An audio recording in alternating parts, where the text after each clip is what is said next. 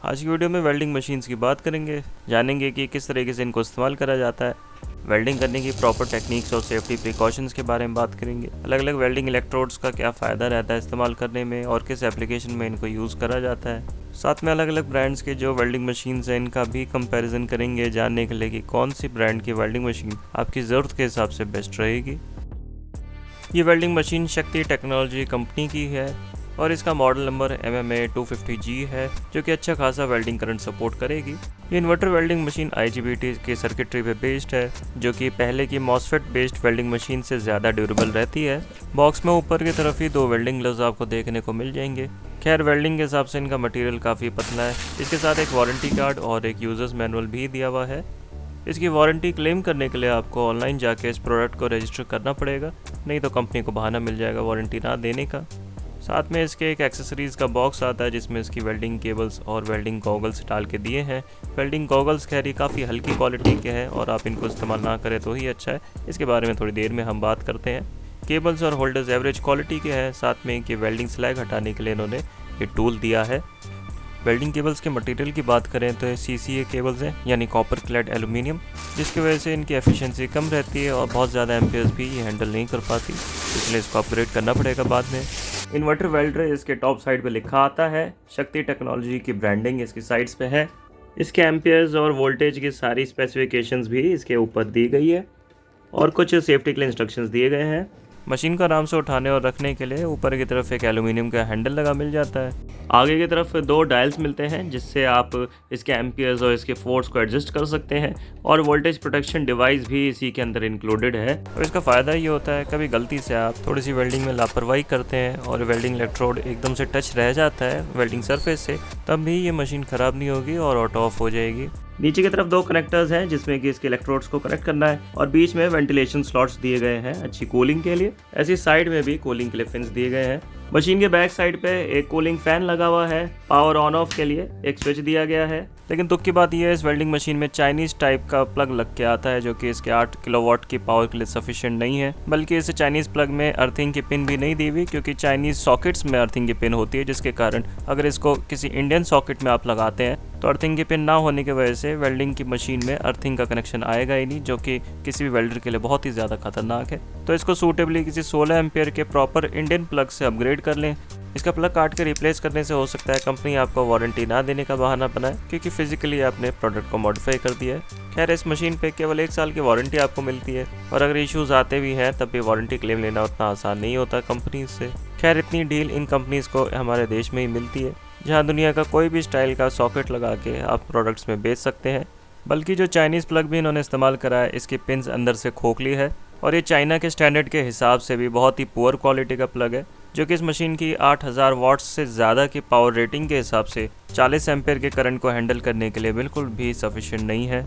अब वेल्डिंग करने से पहले अपनी आंखों को बचाने का आपको इंतजाम करना पड़ेगा, तो आइडियली एक वेल्डिंग हेलमेट होना चाहिए आपके पास। ऑटो डार्कनिंग फीचर हो उसमें तो अच्छी बात है, लेकिन आपके बजट कम है अगर, तो कम से कम आप वेल्डिंग गॉगल्स ज़रूर लें, क्योंकि आंखें मीच के वेल्डिंग करने से UV और IR से आपकी आंखें बचेंगी नहीं। इंको के जो वेल्डिंग गॉगल्स हैं ये इनमें ऑटो डार्कनिंग फीचर आपको मिलता है, साथ में UV और IR को ये पूरी तरीके से ब्लॉक करते हैं।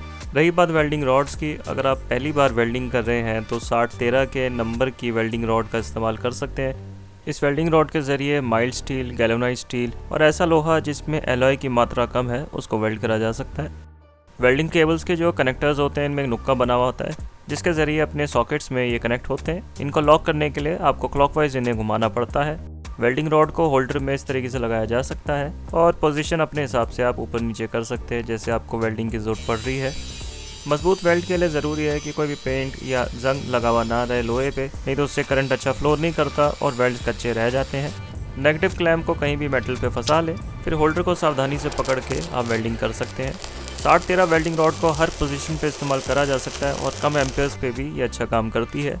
2 एडजस्टमेंट्स इसमें आप कर सकते हैं, एक तो एम्पियर्स की पहले वाले स्विच से, दूसरे स्विच से ये आर्क का जो फोर्स है वो सेट करता है। अगर आपको मेटल को गलाना है तो इसको फुल कर देते हैं, पर इतना ज़्यादा आपको ज़रूरत नहीं पड़ती। नॉर्मली बीच में ही रखते हैं, थोड़ा बहुत इसमें वेरिएशन करते रहते हैं। पतली मेटल्स आप वेल्ड करें, थोड़ा सा इसको कम कर सकते हैं। अगर सिर्फ आपको वेल्डिंग रॉड को ही गलाना है, मेटल सिर्फ डिपॉजिट करना है, अगर स्ट्रॉन्ग चाहते हैं वेल्ड्स को आप थोड़ा सा, तब हैवी एम्पियर्स के साथ फोर्स को भी आप बढ़ा सकते हैं। रही बात इन वेल्डिंग रॉड्स की मोटाई की, तो ये निर्भर करता है कि कितना मोटाई वाला मटेरियल आप वेल्ड कर रहे हैं। अगर वेल्डिंग का जो आपका मटेरियल है बहुत ही पतला है तो उसके लिए पतली वेल्डिंग रॉड्स का आपको इस्तेमाल करना पड़ेगा, और अगर बहुत ही हैवी शीट है वेल्डिंग की तो उतनी ही मोटी वेल्डिंग रॉड का आपको इस्तेमाल करना पड़ेगा। इसी के हिसाब से जो एम्पेयर्स है वो भी कम ज़्यादा करी जाती है। वेल्डिंग के वक्त पतली रॉड्स के लिए कम करंट का इस्तेमाल करते हैं, और बहुत ही हैवी मटेरियल को अच्छे से वेल्ड करने के लिए ज़्यादा एम्पेयर्स का आपको इस्तेमाल करना पड़ता है। जिस तरीके से लोहे को वेल्ड करते हैं इसी तरीके से स्टेनलेस स्टील को भी वेल्ड करा जाता है। कॉमनली 608 नंबर की वेल्डिंग रॉड का इस्तेमाल करते हैं स्टेनलेस स्टील को वेल्ड करने के लिए। ऐसे एल्युमिनियम को वेल्ड करने के लिए अलग वेल्डिंग रॉड्स आती हैं। वेल्डिंग करना शुरू में सीखने में आसान लग सकता है, लेकिन अच्छे वेल्ड्स करना बहुत ही ज़्यादा मुश्किल होता है। मैंने बहुत ही कम वेल्डर्स को देखा है जो एक लाइन में एक साथ वेल्ड्स कर पाएँ अच्छी फिनिशिंग के साथ, क्योंकि एक ही वेल्डिंग रॉड का इस्तेमाल करते हैं वो मोटी और पतली सरफेसेस के लिए, जिसके कारण अगर पतली सरफेस को वेल्ड कर रहे होते हैं तो टैक वेल्ड से ही वो पूरी सरफेस को वेल्ड करते हैं मजबूरन, नहीं तो पतली शीट में खड्डा पार हो जाता है। इन सभी बातों का ख्याल रखते हुए बहुत अच्छे से प्रैक्टिस करने के बाद ही आप एक अच्छे वेल्डर बन सकते हैं, और फिर सभी वेल्डर्स की वेल्डिंग में कमी निकाल सकते हैं। कुछ समय पहले ही एक वीडियो में आपने देखा होगा जब मैंने इन्वर्टर्स को माउंट करा था शेल्फ पे, तो वो शेल्फ दरअसल इन्हीं एंगल्स पे माउंट करी थी। बल्कि मोटरसाइकिल में जब रेक्टिफायर को अपग्रेड करा था मैंने, तो थोड़े से रिपेयर्स इसमें भी करने पड़े थे। वेल्डिंग करते वक्त ये खास ख्याल रखें कि वेंटिलेशन में बिल्कुल भी कमी ना रहे, क्योंकि इसका जो धुआं है फेफड़ों के लिए बहुत ही ज़्यादा हानिकारक रहता है। बल्कि वेल्डिंग गॉगल्स के मुकाबले अगर आप हेलमेट इस्तेमाल करते हैं तो पूरा चेहरा आपका बच जाता है इसकी चमक से। बल्कि वेल्डिंग करने के कुछ देर बाद ही चेहरे की जो स्किन है लाल पड़ने लगती है, और कुछ दिनों बाद ही सूख के झड़ने लगती है।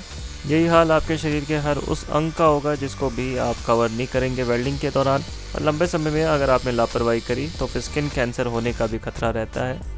वो अलग बात है, बहुत से वेल्डर्स को ये बातें मजाक लगती है और आंखें मीच के ही वेल्डिंग को करते रहते हैं पूरी ज़िंदगी। थोड़ी सी उम्र बढ़ते ही उनको बल्कि शाम को भी दिखाई देना बंद हो जाता है, क्योंकि उनका रेटिना यूवी लाइट से डैमेज हो चुका होता है, और एक बार ऐसा हो जाए तो फिर आंखों की रोशनी वापस नहीं आती है। अब इस मशीन की बिल्ड क्वालिटी की बात करी जाए तो डिपेंड करता है कि कितने एम्पेयर का मॉडल आप ले रहे हो, उस हिसाब से बिल्ड क्वालिटी मिलती है।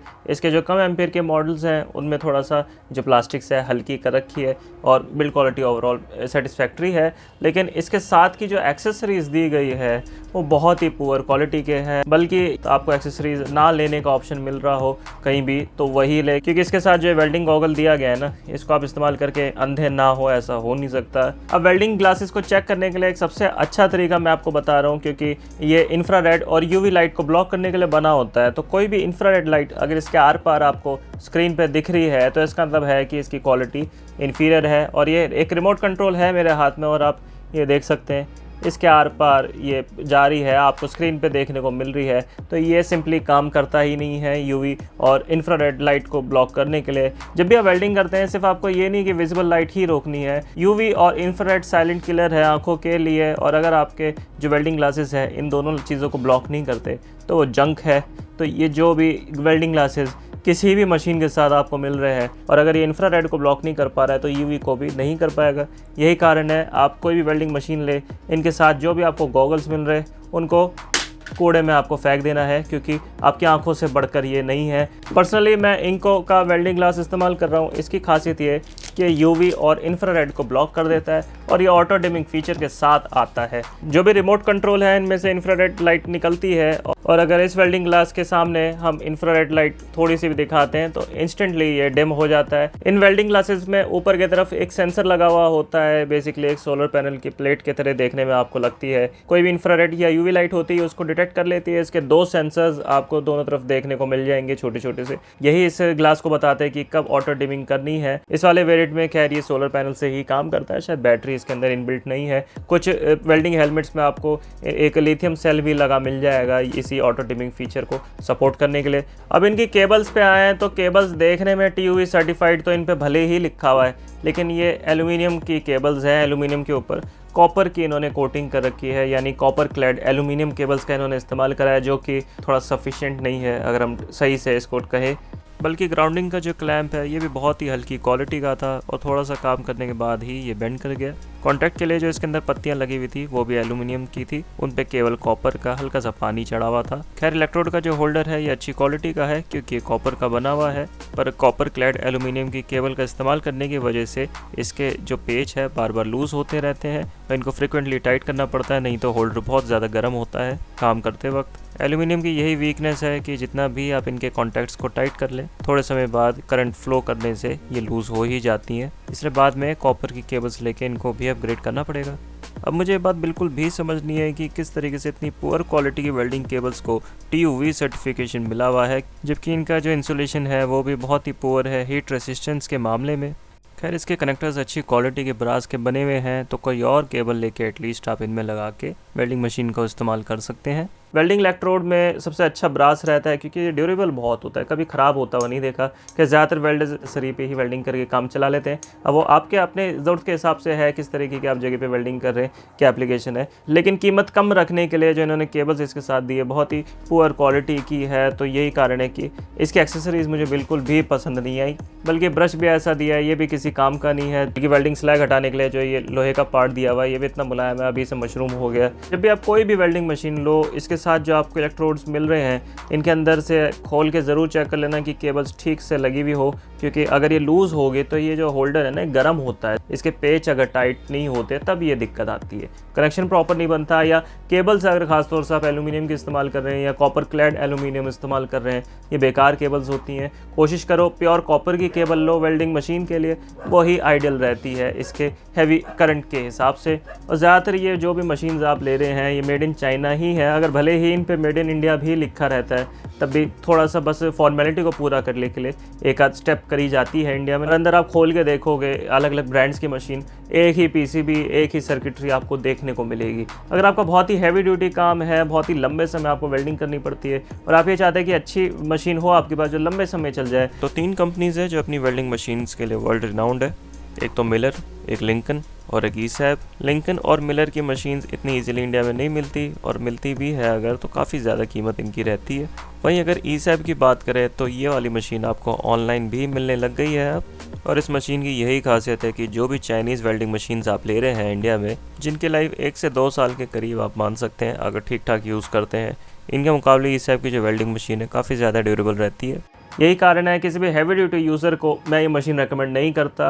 वो अलग बात है आप भले ही इससे काम कर सकते हैं, ड्यूटी साइकिल इसके ठीक ठाक है, तो अपने बजट के हिसाब से और ड्यूटी साइकिल के हिसाब से आपको देखना पड़ेगा कि कितनी हैवी बिल्ड क्वालिटी की वेल्डिंग मशीन की आपको ज़रूरत है। अगर इसकी कीमत की बात करें तो ये प्रोडक्ट आपको 7,000 रुपये के आसपास मिल जाना चाहिए। करंट प्राइसेस चेक करने या इसे खरीदने के लिए वीडियो के डिस्क्रिप्शन में दिए गए लिंक्स पर जाके आप चेक कर सकते हैं। मुझे उम्मीद है वीडियो आपको पसंद आई होगी। अगर आपके कोई भी सवाल है वेल्डिंग मशीन से जुड़े हुए तो कमेंट्स में ज़रूर पूछ सकते हैं मुझसे।